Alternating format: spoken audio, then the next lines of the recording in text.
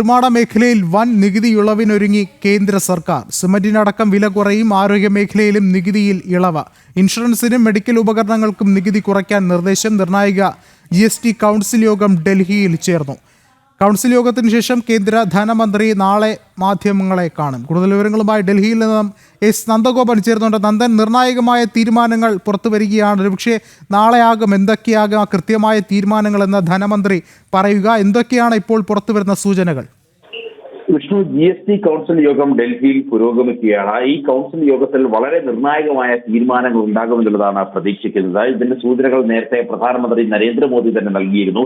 ഈ ദീപാവലിക്ക് ജനങ്ങൾക്ക് വലിയ രീതിയിലുള്ള ബോണസ് ലഭ്യമാകുമെന്നായിരുന്നു പ്രധാനമന്ത്രി പ്രഖ്യാപിച്ചത്. അത് GST സ്ലാബിൽ ഉണ്ടാകുന്ന മാറ്റമാണ്. അതായത് ജനങ്ങളുടെ, സാധാരണക്കാരുടെ നികുതി ഭാരം കുറയ്ക്കുക എന്നുള്ള ലക്ഷ്യം സർക്കാർ മുന്നോട്ട് വെക്കുന്നു.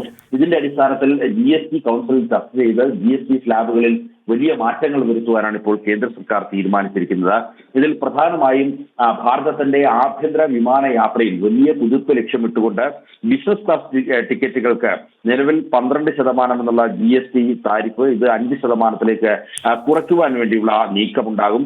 അതേപോലെ തന്നെ 7500 രൂപ പ്രതിദിനം 7500 രൂപ മുറി വാടകയുള്ള ഹോട്ടലുകൾ, അത് നിലവിൽ ഇപ്പോൾ 12% GST കുറയ്ക്കുന്നത്. അത് 5% കുറയ്ക്കുന്നതാണ് കരുതപ്പെടുന്നത്. അങ്ങനെയെങ്കിൽ അത് ടൂറിസം മേഖലയിൽ വലിയ കുതിച്ചുചാട്ടത്തിന് വഴിവെക്കുമെന്നുള്ളതാണ് പ്രധാനമായും നോക്കിക്കാണേണ്ടത്. ഒപ്പം തന്നെ ആരോഗ്യ ഇൻഷുറൻസിൽ വലിയ മാറ്റം വരുത്തുവാൻ വേണ്ടിയുള്ള തീരുമാനങ്ങൾ ഉണ്ടാകും. നിലവിൽ ആരോഗ്യ ഇൻഷുറൻസിന് 18% GST ഇപ്പോൾ ചുമത്തുന്നത്. ഇത് 5% കുറയ്ക്കുകയോ അല്ലെങ്കിൽ പൂർണ്ണമായും GST ഒഴിവാക്കുകയോ ചെയ്യുവാനുള്ള സാധ്യതയാണ് ഇപ്പോൾ നിലനിൽക്കുന്നത്. ഒപ്പം തന്നെ മെഡിക്കൽ എക്യുപ്മെന്റ്സുകളുടെ വിലയിൽ വലിയ രീതിയിലുള്ള കുറവുണ്ടാകും. 12% നിലവിലുള്ള GST താരിഫ്. അത് 5% കുറയ്ക്കുവാൻ വേണ്ടിയുള്ള തീരുമാനമാണ് ഇപ്പോൾ ഉണ്ടാകുന്നത്. ഒപ്പം തന്നെ സിമന്റിന് വലിയ രീതിയിലുള്ള വിലക്കുറവ് ഉണ്ടാകുമെന്നുള്ളതാണ് കരുതേണ്ടിയിരിക്കുന്നത്.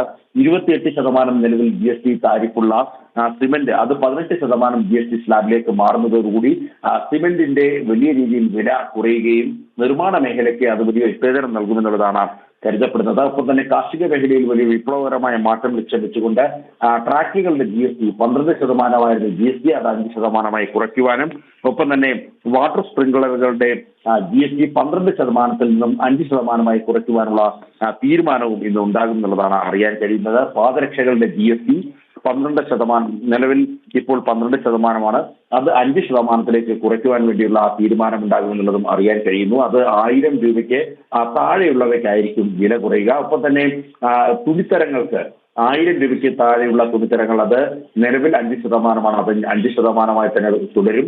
അതേപോലെ തന്നെ 1000 രൂപയ്ക്ക് മുകളിലുള്ള തുണിത്തരങ്ങൾ നിലവിൽ 12% ഉള്ളത് അത് 5% താഴുവാനുള്ള ഒരു സാധ്യതയുണ്ട്. ഒപ്പം തന്നെ ക്ഷീരോത്പാദന മേഖലയിൽ വലിയ മാറ്റം ലക്ഷ്യം വെച്ചുകൊണ്ട് നെയ്യുടെ GST 12% എന്നുള്ളത് 5% കുറയ്ക്കുവാൻ വേണ്ടിയുള്ള നീക്കവുമാണ് ഇപ്പോൾ നടക്കുന്നത്. ഒപ്പം തന്നെ ടൂ വീലറുകളുടെ 350 cc താഴെയുള്ള ടൂ വീലറുകൾ നിലവിൽ 28% താരിഫിലുള്ളത് അത് 18% മാറ്റുവാൻ വേണ്ടിയുള്ള നീക്കങ്ങളും ഉണ്ടാകും എന്നുള്ളതാണ് അറിയാൻ കഴിയുന്നത്. നാളെ GST കൗൺസിൽ യോഗത്തിന് ശേഷം ധനമന്ത്രി നിർമ്മല സീതാരാമൻ വാർത്താ സമ്മേളനത്തിൽ ഈ പ്രഖ്യാപനം നടത്തിയേക്കും. ശരി, നന്ദഗോപനാണ് വിവരങ്ങൾ നൽകിയത്.